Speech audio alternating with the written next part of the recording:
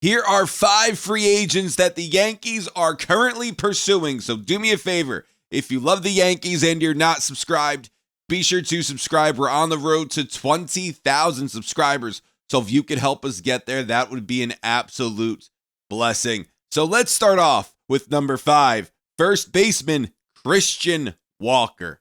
Now, the Yankees are reportedly going to be very aggressive in their pursuit of Christian Walker. For the Diamondbacks last year, Walker hit .251, had 26 home runs, 84 RBI with an .803 OPS. We all know the lack of either consistency over there at first base, the lack of defensive play over there at first base that the Yankees had to go through in 2024. We're all very familiar with that. And Christian Walker has thump in his bat. He has the potential to hit you 30 home runs in a season, but he also plays a Gold Glove first base. He just won his 3rd Gold Glove in a row, and last year had 13 outs above average, but it also had 7 defensive runs saved. As I said, 30 home run potential from Christian Walker, plays a Gold Glove first base. I think he's a perfect fit for the Yankees. He's a right-handed bat, not a lefty like you would like, but he's a very, very good first baseman with some thump in his bat. Now, what would it take to go and get him? Well, according to Spotrac, Walker is projected to get a 3-year deal worth $66 million. That's $22 million AAV. I think that's very affordable for him, but the catch with him is he is attached to a qualifying offer. And what that means, if the Yankees were to sign him, they would have to give up some type of compensation to get him, whether that's international bonus money, a draft pick. If they were to sign Walker, they would have to give up something. But if you were to get him, he definitely shores up the position over there at first base, and you don't have to commit to a long-term deal. Now, there might be somebody out there who's going to say, hey, Walker, let's sign you to a 5-year deal. Then if that's the case, maybe you pump the brakes on it. But I think this is a perfect player for the New York Yankees, not only in their lineup, but in that infield over there at first base. So in at number 4, Pete Alonso. Now, Cashman, when talking to the media a couple of weeks ago, somebody said, hey, have you spoken to Boris about Pete Alonso? And Cashman said, yeah. Now, Alonso last year for the Mets kind of had a down year comparatively to his other offensive seasons. He hit .240, 34 home runs, had 88 RBI with a .788 OPS. From 2023 to now, his OPS has dropped each year by 20, 30 points. Had a 123 OPS plus. Walker had a 122 OPS plus. Alonso is also not the best first baseman in the world. According to Fangraphs, he had -8 outs above average and -3 defensive runs saved. He wouldn't improve your defense much over there at first base, but he is a guy who's experienced at the position. Outside of Rizzo, the Yankees did lack that in 2024.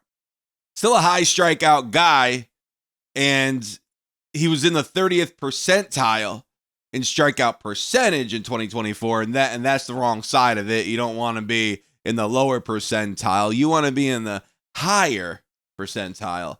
Struck out 172 times, which is the second most of his career. A high strikeout power bat who isn't very good in the field. According to Spotrac, he's going to cost him more money than Christian Walker, probably because of his age and what he's done in the past as well. But Alonso's current market value is sitting at 6 years, $174 million. That's a $29 million per year AAV. Honestly, I'll pass on him. I'd rather go and get Walker. He's also attached to a qualifying offer as well. He could hit in the postseason. He could play in New York. We all know that. But he is showing some signs of regressing on the offensive side. He's not a very good defensive first baseman. For those reasons, I'm out. But coming in at number 3, Carlos Estevez. The New York Yankees were linked to him last year at the trade deadline. We all know that he was moved from the Angels to the Phillies. Estevez last year had a good season, had pitched to a 2.45 ERA and 55 innings pitched, 50 strikeouts with a .9 whip. As I said, he split time between the Angels and the Phillies. Estevez also had 26 saves last year between both clubs, but the majority of those saves coming with the Angels. He throws exceptionally hard out of the pen, finished in the 89th percentile in fastball velocity, also showed really great control, finishing in the 86th percentile in walk percentage. His current market value, according to Spotrac, is about 3 years, $43 million. That's $14 million per year. I don't think the Yankees are going to pay a reliever that much. However, they are linked to him. They did check up on him, and he's a good one to have. He's a guy that you could maybe insert there as your closer or a bridge, a part of that bridge to Luke Weaver. I would like him. He'll just cost you a lot of money. Now, other options outside of Estevez we could look at. David Robertson, former New York Yankee, had 2 stints with the Yankees. As we all know, he came up as a Yankee, but the only issue with Robertson is he's 40 years old. However, last year with the Rangers, he had a very, very good season. In 72 innings pitched, Robertson threw 99 strikeouts. I would even go after Kirby Yates. Now, Yates also played with the Rangers. He would just cost you over $6 million for 1 year. He had a great year over there in Texas. 85 strikeouts and over 61 innings pitched, and he finished the year with the 1.17 ERA. Yates would cost you over 6. Robertson would cost you 7. That's under what Estevez would cost you per year. Both would operate on 1-year deals, but that's less than what Estevez would cost you. So I would, if I'm the Yankees, if you could maybe go that route, you should. But these guys are a little older, so maybe you don't want to invest in them. If you want a younger arm, there's a boy named Jeff Hoffman available. Pitched for the Phillies last year. Hoffman had a nice season. He's projected to get a multi-year deal at $6 million per year. Another reliever with swing and miss stuff. He had 89 strikeouts last year and 66 innings pitched, 2.17 ERA, and a whip of 0.9. Now, I like Estevez. As I said, he's just going to cost you a pretty penny, and there are alternatives to him, inexpensive alternatives that are just as good. So I would rather maybe go that route. So when it comes to Estevez, I like that they checked in on him.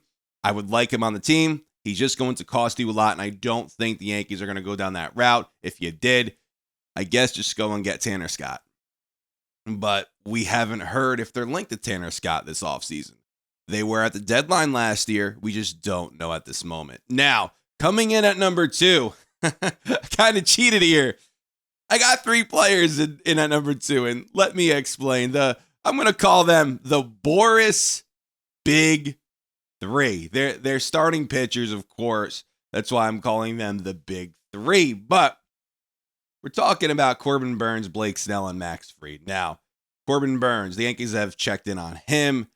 And Burnes, his current market value is 6 years, $180 million. He's expected to command north of 200. Just turned 30 years old. He had an exceptional year with the Baltimore Orioles. Now, if I'm the Orioles, I don't allow him to get away, especially not to the Yankees.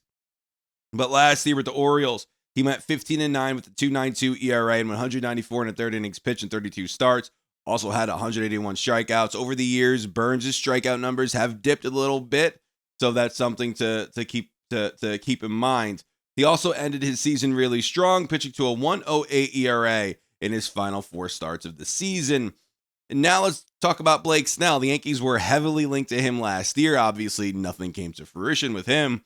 But Blake Snell's current market value is at 5 years, $131 million. In 20 games started for the Giants last year, Snell went 5-3 with a 3.12 ERA, 104 innings pitched, 145 strikeouts. After having an awful start to his season, Snell did end the year very strong in his final 12 starts of the year. Snell pitched like a freaking ace, went 5-0 with a 1.45 ERA. If I'm the Yankees, are you going to invest money in the starting rotation?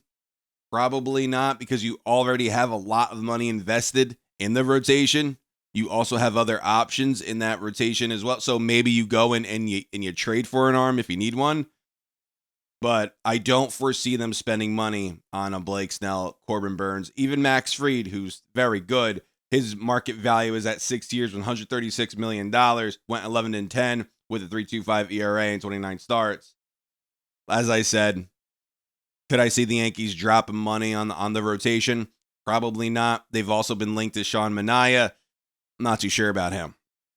But last but not least, obviously, the number one free agent for the Yankees is one of their own, Juan Soto. Now, Soto has been linked, well, not linked, but he actually has scheduled meetings with the Blue Jays, the Red Sox, the Metropolitans, and the Yankees. According to a report from SNY, the Dodgers are not serious candidates for Juan Soto. He also, same with according to Jason Stark, same with the San Francisco Giants. Soto won't be meeting with them. So he's meeting with these 4 teams: the Red Sox, Blue Jays, Mets, and Yankees. We all know how I feel about it if you watch my content. He's number one priority. Yankees, go and get it done.